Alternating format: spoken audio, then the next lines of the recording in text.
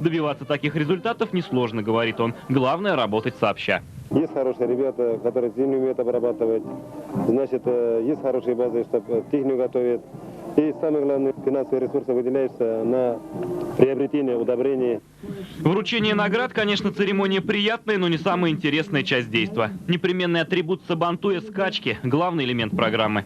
Все знают, в республике этот спорт один из любимейших. А пропустить состязание наездников значит не увидеть всего колорита народных гуляний. Среди чистокровных первым к финишу приходит жеребец по кличке Повтор. Свою спортивную обкатку большинство лошадей проходит во время сабантуев.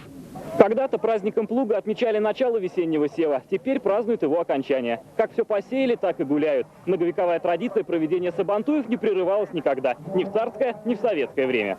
Сабантуй — праздник еще и уникальный. Его программа составляется так, чтобы каждый гость хоть в чем-то был первым.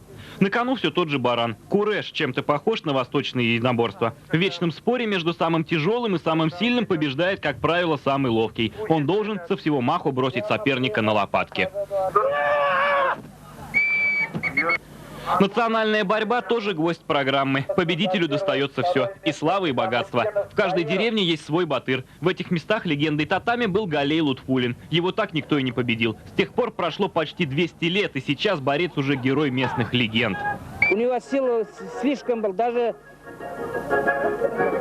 говорят, что он сиднеровые камни таскал. Дом построил себе, так говорят.